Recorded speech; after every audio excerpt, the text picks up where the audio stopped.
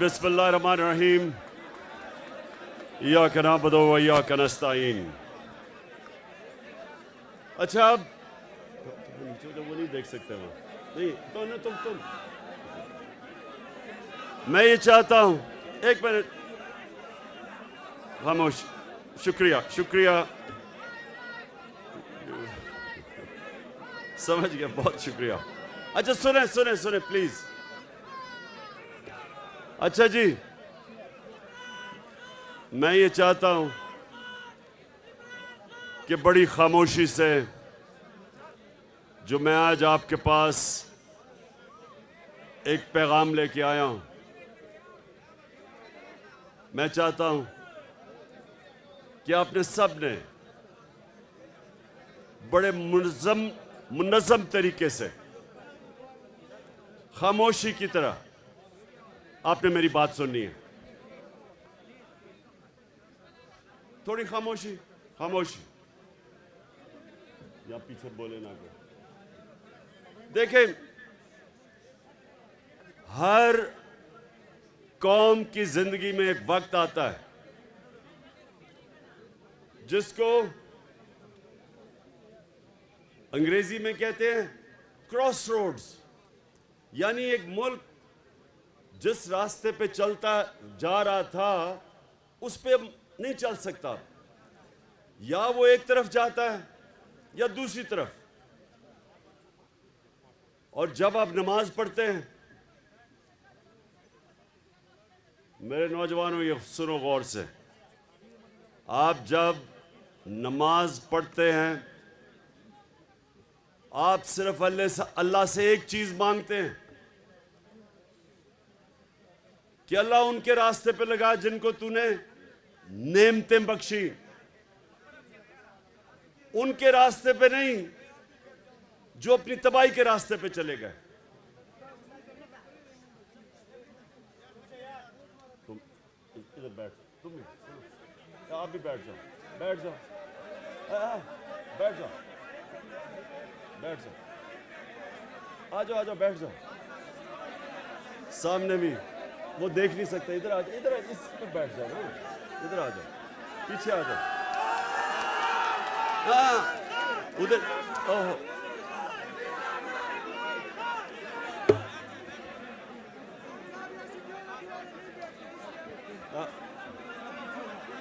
अगर बैठ जाओगे वो देख लेंगे। बैठ, इधर आ जाओ, इधर बैठ जाओ, इस पे बैठो, इस पे बैठो,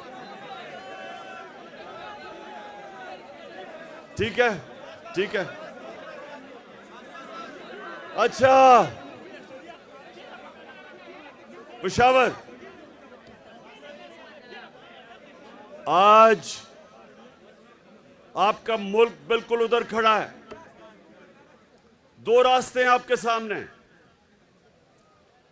एक है मुल्क की तबाही का रास्ता। वो लोग जो 30 साल से इस मुल्क को लूट रहे थे, जिनके ऊपर किताबें लिखी हुई हैं चोरी पे, इनके ऊपर डॉक्यूमेंट्री, बीबीसी की डॉक्यूमेंट्री बनी हुई है इनकी चोरी के ऊपर। ये जरदारी खानदान और नवाज शरीफ खानदान, ये 30 साल से चोरी कर रहे हैं। मैं जब 26 साल पहले पॉलिटिक्स में आया तो मैंने अपनी आपकी जो आज पार्टी है उसका नाम रखा इंसाफ की तहरीक, क्योंकि जब माशरे में इंसाफ होता है तो चोरी खत्म हो जाती है। करप्शन उस माशरे में होती है जिधर इंसाफ नहीं होता, जिधर कानून की हुक्मरानी नहीं होती। तो जब मैं आया था पॉलिटिक्स में, मैं इन दोनों खानदान को जाती तौर पे जानता था। मेरी इनसे कोई जाती लड़ाई नहीं थी, मेरी इनसे सिर्फ एक लड़ाई थी कि ये करप्शन का मतलब होता है मुल्क का पैसा चोरी करना। चोरी होती है जब किसी के घर में चोरी हो, तो ये मुल्क का पैसा चोरी जब करते हैं करप्शन, वो मुल्क को तबाह कर देती है। आज दुनिया में जितने गरीब मुल्क हैं सबका एक ही मसला है, वहां जरदारी और शरीफ नवाज शरीफ टाइप लोग बैठ के मुल्क का पैसा चोरी करके बाहर ले जाते हैं और वो मुल्क तबाह हो जाता है, वो मकरूज हो जाता है। सो सुने, आज जो लोग पहले जनरल मुशर्रफ ने इनको बचाया, अपनी कुर्सी बचाने के लिए इनको एनआरओ दिया। एनआरओ का मतलब इनकी सारी चोरी माफ कर दी। वो मुशर्रफ कर ही नहीं सकता था, क्योंकि चोरी तो पाकिस्तान की कौम के पैसे की चोरी थी, उसकी जाती चोरी तो थी नहीं। उसने पहले अपने आप को बचाने के लिए उसने इनकी चोरी माफ की। अमेरिकनों ने बीच में पड़े। कॉन्डोलीजा राइस, वो जो सेक्रेटरी ऑफ स्टेट थी, उसने अपनी किताब में लिखा कि मैंने मुशर्रफ को और जरदारी को इकट्ठा किया और मैंने मुशर्रफ से इनको एनआरओ दिलवाया। इन दोनों चोरों को एनआरओ मिला,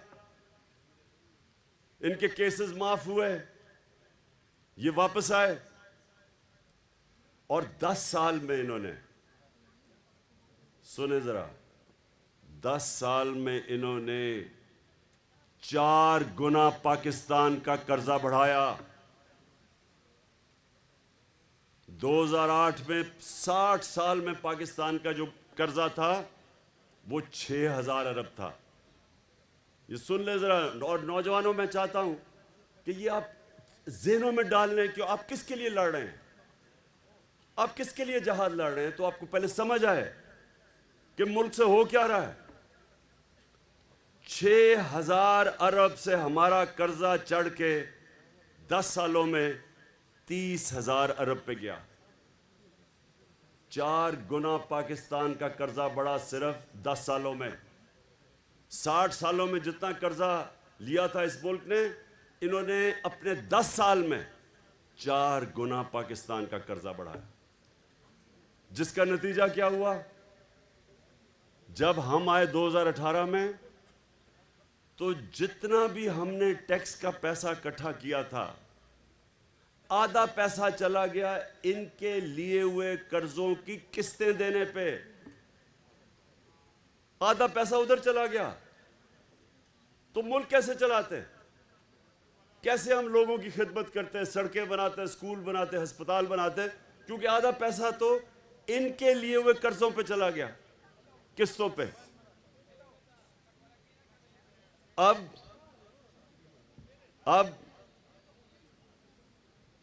हमें लोगों ने वोट दी 2018 में इन 2 चोरों के खिलाफ। हम इलेक्शन जीत के आए। ये दोनों बार भाग गए। ये नवाज शरीफ बार भाग गया, इसाक डार बार भाग गया, इनके बेटे बार भाग गए। नवाज शरीफ के, शहबाज शरीफ के दोनों बेटे आज बाहर हैं। क्यों बाहर हैं? क्योंकि ये डरे हुए थे। कर्जे इनके ऊपर, इनके दौर के केसेस बने हुए थे चोरी के।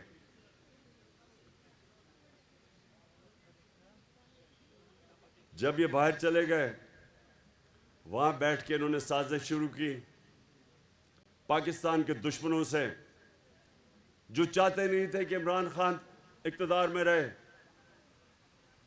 क्योंकि इमरान खान एक आज़ाद फॉरेन पॉलिसी बना रहा था। वो किसी के सामने झुकने के लिए तैयार नहीं था। वो किसी को, गैर मुल्क को अपने मुल्क में बेसिस देने के लिए तैयार नहीं था। वो किसी की जंग में शिरकत करने के लिए तैयार नहीं था।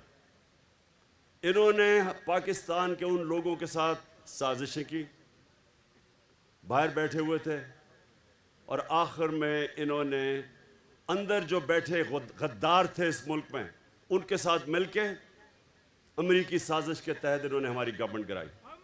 अभी नहीं सुन लो। अच्छा, अब क्या हुआ है? ये इक़्तिदार में आ गए। 20-25 करोड़ रुपए इन्होंने हमारे लोगों को दिए चोरी के पैसे से, और गवर्नमेंट गिरा दी। अब जब ये अब इक़्तिदार में आए, इन्होंने सबसे पहली बात की कि जी इमरान खान ने महंगाई बहुत की है और हम महंगाई के लिए इसको गिराना चाहते हैं। तो नौजवानों, ये ख़ास तौर पे आपने सुनना है, ये जब इक़्तिदार में आए, ये आज रिकॉर्ड के ऊपर है कि 50 साल में जो सबसे ज़्यादा इस मुल्क में महंगाई हुई वो इन 4 महीनों में हुई।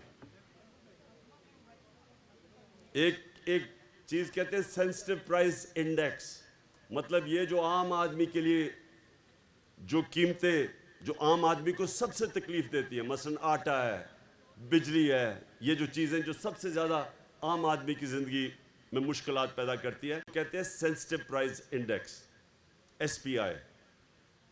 ये हमारे ज़माने में थी 16%,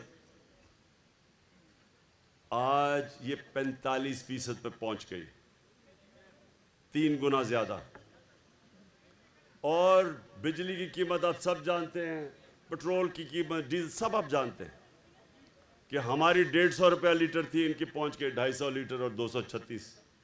बिजली थी हमारी 16 रुपये यूनिट, इनकी पहुंच गई 36 और टैक्स मिला के 50 रुपये यूनिट, 3 गुना ज़्यादा। तो अब ये कर क्या रहे हैं? ये ना महंगाई कम करने आए थे, ये ना माइशत ठीक करने आए थे, ये सारे चोर एक काम करने आए थे, आपकी चोरी छुपाने, ख़त्म करने के लिए, केसेस ख़त्म करने के लिए। और वो आपके सामने हो रहा है, केसेस ख़त्म हो रहे हैं पाकिस्तान में। अब ज़रा सुने, ज़रा ये एक और चीज़ सुने, ये जो इनके लंदन के फ्लैट है, ये 25 साल से उसमें रहते हैं। पेशावर के नौजवानों, वो लंदन का सबसे महंगा इलाका है। मैं लंदन जानता हूँ, बरतानिया का प्राइम मिनिस्टर उस इलाके में नहीं रहता जिधर इन्होंने महंगे तरीन इलाके में फ्लैट लिए। 25 साल से रह रहे हैं उधर, मुलाकातें उधर होती हैं। उसने, हुसैन शरीफ ने कह दिया हमारे फ्लैट हैं, नवाज शरीफ ने असेंबली में कह दिया हमारे फ्लैट हैं। और आप जानते हैं कि वो मरियम की अदालत में क्या कहा गया? उसने कहा, उसने नैब से पूछा, अच्छा अब नैब पे अपना आदमी बिठा दिया है, नैब का हेड इनका अपना आदमी बिठा दिया है, तो फिक्स हो गया मैच। उसने कहा कि नैब साबित करे कि क्या इनके फ्लैट है या नहीं है। यानी ये 25 साल से जिन घरों में रह रहे हैं और तस्लीम करते हैं हमारे हैं, लेकिन वो प्रोसिक्यूटर कहता अब नैब बताए कि इनके हैं या नहीं। ये ऐसा कभी मुल्क में मजाक हुआ है? ये ऐसे है कि एक आदमी वो चोरी कर ले कुछ और उसके घर से बरामद हो जी कोई गाड़ी चोरी करके ले जाए और घर से पकड़ी जाए, और वो किसी और के नाम पे, अपने नाम पे ना रखे, वो गाड़ी कंपनी के नाम पे रख दे, तो जज कहे जी हाँ तुम्हारे घर में तो बरामद हुई है गाड़ी, लेकिन साबित करो कि ये जो जिसके नाम पे है वो वाकई इन्होंने चोरी करके अपने, यानी वाकई चोरी की। ये ऐसा हुआ है। ऐसा मजाक कभी इस मुल्क से नहीं हुआ। सारे केसेस माफ हो रहे हैं। इसहाक डार जब बाहर गया तो वो क्यों बाहर गया? ये जरा क्यों मुल्क से छोड़ के बाहर गया था 2017 में? क्या हुआ? सुने क्या किया इसने? 2012 में इसके असासे थे 60 लाख, 70 लाख असासे थे इसहाक डार के 2012 में। नैब ने उसे बुलाया 2017 में, उन्होंने कहा ये तुम्हारे अब 90 करोड़ कैसे असासे बन गए? आपने कौन सा काम किया कि आपके 80 लाख से 90 करोड़ पे असासे चढ़े गए? जैसे उसे सवाल पूछा वो जहाज पे चढ़ के मुल्क से बाहर भाग गया। अब वो उसको वापस ले आए हैं, अब नवाज शरीफ वापस आएगा और वो करेंगे क्या कि वो इस मुल्क के अंदर अपना, उन्होंने इलेक्शन कमीशन बैठाया हुआ है जो कि बददियानतदार आदमी है, इनके घर का नौकर है। इसने पहले पूरी धांधली बाई इलेक्शन में की, उसके बावजूद हम जीते पंजाब में। अब इनकी कोशिश ये है कि ये यहाँ ऊपर बैठे, तहरीक इंसाफ के खिलाफ केसेस करें, इमरान खान को किसी तरह डिस्क्वालीफाई करें या किसी तरह उसको जेल में डालें। केसेस को तो 24 FIR काट दिए इन्होंने मेरे ऊपर, वो कोई फर्क नहीं पड़ता, लेकिन एक ओ ना ओए हो ना, बस बस बस ना ना बस अभी नहीं, अभी मैंने आपसे सवाल पूछ रहे हैं, आप कोई भी आपके सवाल हो। अच्छा सुन ले जरा, पहले मैं यहाँ पर आपको कहने की क्या कोशिश कर रहा हूं, ये जो अब वक्त है ये सियासत का वक्त अब नहीं है, ये अपनी मुल्क की हकीकी आजादी की जिहाद का वक्त है। ये जो अब मैं आपकी तैयारी करवा रहा हूं, ये जो आपकी तैयारी है, ये अपने मुल्क के मुस्तकबिल को बचाने की तैयारी है। ये आप अपने बच्चों की जंग लड़ रहे हैं उनके मुस्तकबिल के लिए। मैं आखिर में जब आपके सवाल हो जाएंगे उसके बाद मैं आपसे एक हल्फ लूंगा जाने से पहले। सब ने आपने मेरे साथ हल्फ लेना है जब मैं खत्म करूंगा।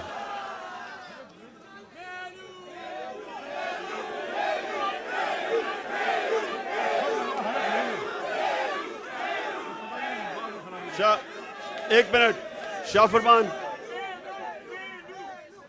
एक मिनट आप सारे पहले हल्फ के लिए तैयार हो जाएं। शाह फरमान पढ़ोगे?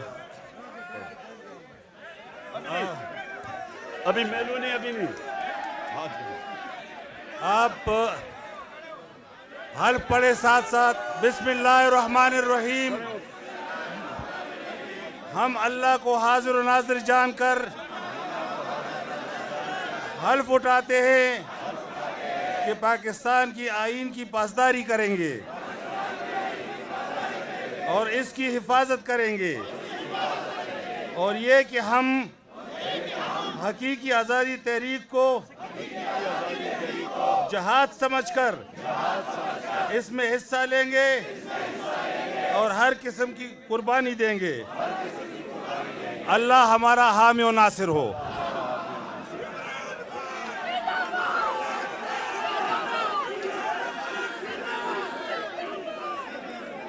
अच्छा जी, खामोशी। 5 सवाल लूंगा मैं, 5। खामोशी ताकि सवाल आ जाएं आपके।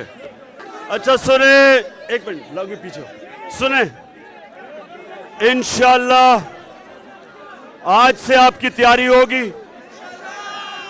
और मैं कभी भी